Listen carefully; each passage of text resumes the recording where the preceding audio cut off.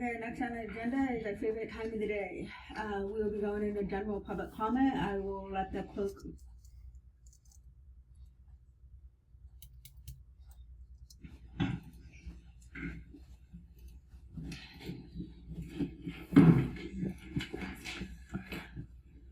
Okay, next on the agenda is our favorite time of the day. We will be going into general public comment. I will let the clerk read out. Any item of interest to the public that is within the subject matter jurisdiction of the board and is not posted on the consent or regular agendas may be addressed during the public comment period. California law prohibits the board from taking action on any matter which is not posted on the agenda, unless it is determined to be an emergency by the Board of Supervisors. If public comment is completed before the 30-minute allotted time period, the board may immediately move to the next order of business. If public comment is not completed during the allotted time period, it will be continued as the last item of business in order to provide an opportunity for the remainder of comments to be heard. Thank you, clerk. So as a reminder, please watch the light. The moment it turns red, your minutes are up. I will be starting with online public comment first. Clerk. Again, if there's online public comment, general public comment items that are not on the consent or regular agenda, please raise your hand.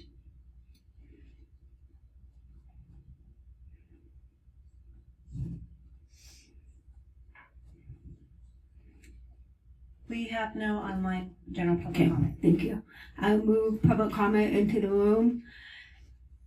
As a courtesy for everyone behind the next person, if you're saying the same thing, please allow the next person to have, if you agree, just if you are willing, state that, because we've only got 30 minutes, and I will be paying attention to the clerk, and after 30 minutes, I will stop it according to the agenda. And any other further public comments will continue after the regular agenda per the posted agenda for today. So, good morning. Good morning. My name is Julia Marsili, and I am the board chair of the West Point Fire Protection District. I speak on behalf of West Point Fire when I say that we were disappointed in the way that we were presented at the August 11th Board of Supervisors meeting. I'm here today to correct the record on 3 key points from that meeting. First, it was presented that West Point Fire left out revenue on our preliminary budget reports to the county. I want to share that the county's preliminary budgeting instructions direct fire districts to exclude estimated tax revenue and LAFCO contributions from the reports. As it turns out, West Point Fire simply followed the county's own reporting instructions, and we have a copy of those instructions for anyone who is interested. Second, to the county's point that fire districts have, and I quote, chronically underestimated their revenue, we maintain that we should not fund permanent recurring obligations with revenue that depends upon the misfortune of others, such as strike teams. This revenue fluctuates drastically each year and is never an absolute. For example, this year, West Point Fire will lose out on significant strike team revenue as our firefighters are busy undergoing intensive advanced EMT training to better serve the needs of our community. This isn't irresponsible underreporting, it's simply financial best practice 101. Third, I want to address what the county referred to as the fire district's financial cushion. West Point specifically shows a $1.6 million reserve fund balance. We have approximately $600,000 in emergency savings to keep the lights on, and the remaining money in our reserve fund is allocated to our district's much-needed fire station remodel and equipment repairs and replacement. For context, our firefighters currently stay in twin-size bunk beds within our station's only meeting room and must navigate constant daily intrusion into their living space. These reserve funds will allow us to build appropriate living quarters at the station. Also, one of our fire engines recently itself caught on fire, and we estimate replacement costs to be in the ballpark of $1 million+. To be clear, these funds are not a cushion. Accumulating resources over multiple years is what allows a district to address major irregular capital costs without jeopardizing ongoing operations. Again, this is simply a budgeting best practice. What we hope for in the future is that instead of sharing information publicly based on inaccuracies and a clear lack of understanding of daily district operations, the county will initiate open conversations with our fire districts, giving us all a seat at the table so that your constituents have the opportunity to hear and understand the nuance behind the numbers. At West Point Fire, we are an open book. We encourage all of you to visit, ask questions, look at our financials, and gain a clear understanding of what it takes to operate our small community's only 24/7 emergency response lifeline. Thank you.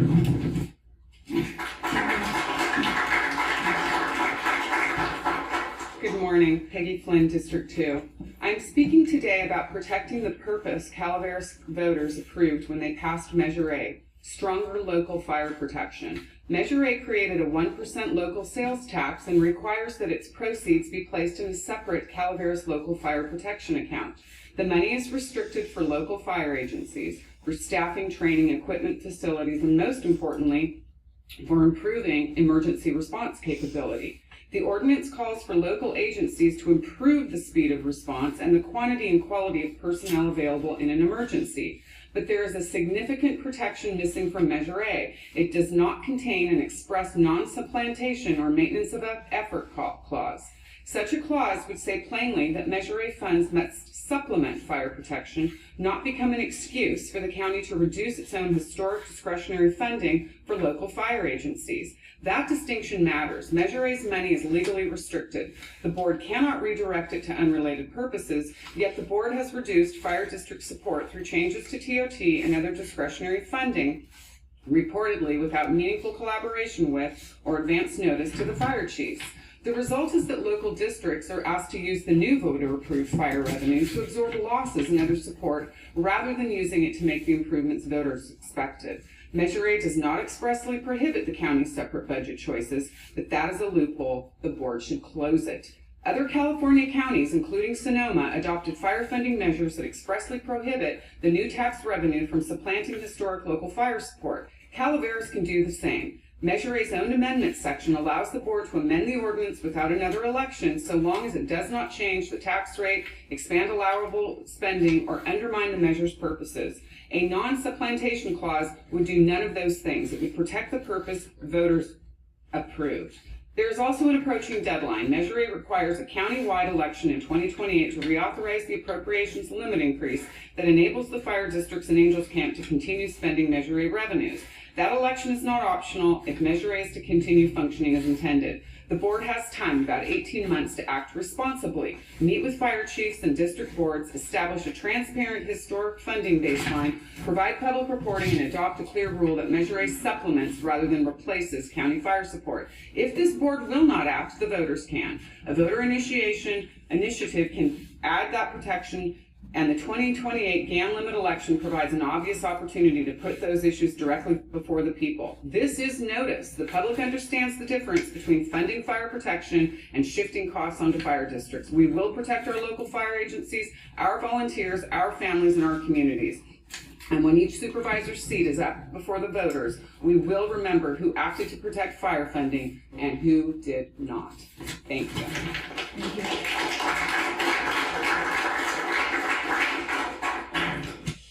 Good morning. I am Sheryl McKeown-Harper, West Pointer and Wilseyville. Many of us have noticed that our fire districts were not allowed to participate in the same 10% budget cut county departments were offered because they're not a county department. Fire districts would have coordinated and cooperated with those cuts. We also noticed that historical allocations of TOT funds are now just randomly general fund amounts subject to the board's discretion. The original quarter allocation is now just void because you say so. That's not what we voted for. Fire finally said, take our TOT, but please leave us our 172 funds. They should not have to compromise or beg for their funding. Measure A is not a substitute for TOT county funds, and this board should have known that before acting.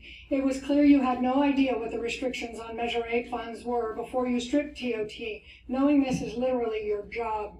The county has not only overlooked the required conversation with the districts, but has subsequently asked a county employee to put together a budget report delivered with obvious disdain that seemed designed to undermine the credibility of our fire district's financial reporting and budgeting skills.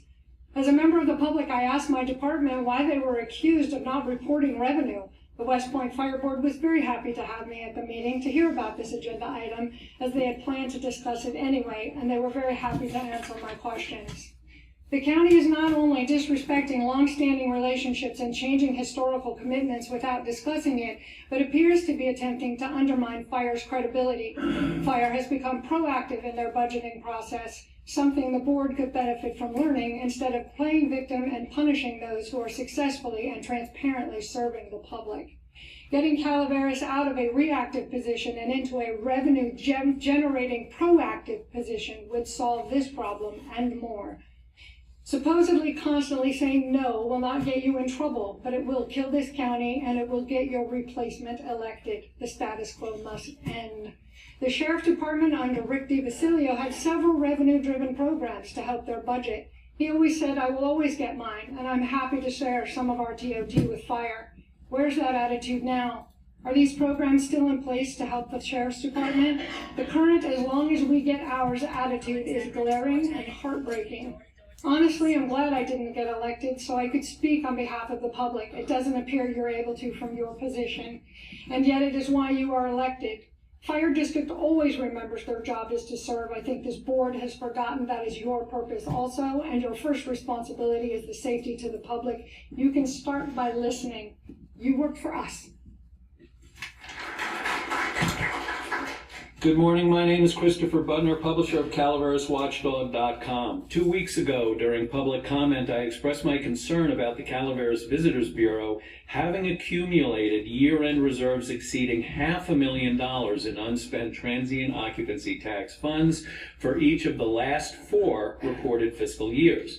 The public must know why the Calaveras County government continually gives away scarce transient occupancy tax dollars to the underperforming CVB, as the CVB repeatedly demonstrates it hoards the public's money at the expense of the county being able to adequately fund essential services such as fire protection districts. This amid recent proposed budget cuts to the county's fire protection districts in the wake of the Gann fire and as we approach the September anniversaries of the Butte and TCU 27 fires.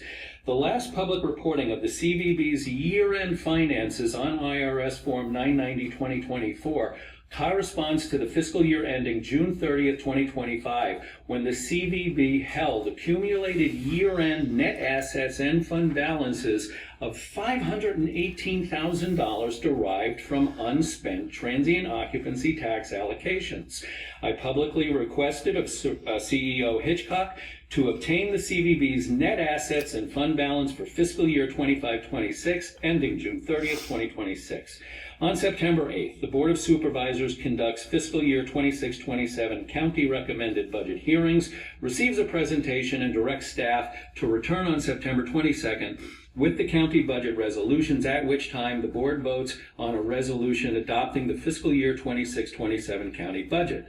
For the last several years, the CVB systematically accumulated and stockpiled TOT funds instead of deploying it for its intended purpose, the promotion of tourism, apparently restricting spending to insulate itself against future funding cuts, but in the process contributing to flat tourism revenue growth and economic stagnation.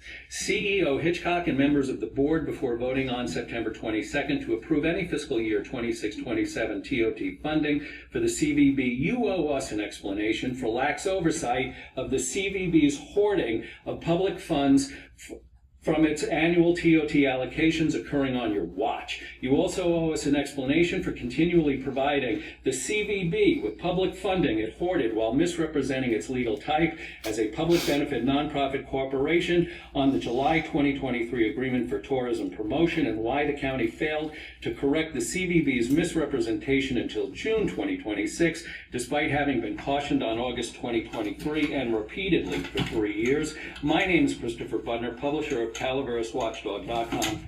Shame on all of you.